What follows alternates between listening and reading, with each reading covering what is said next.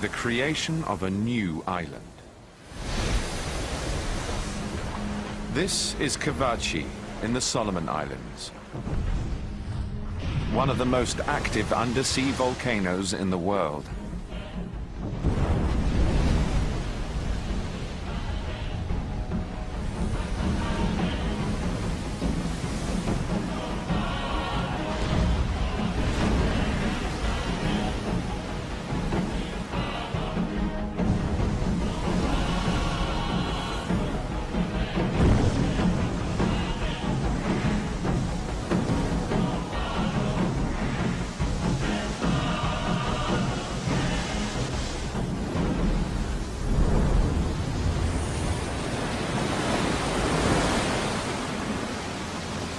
In the last 100 years, Kavachi's emerged above the waves just a handful of times.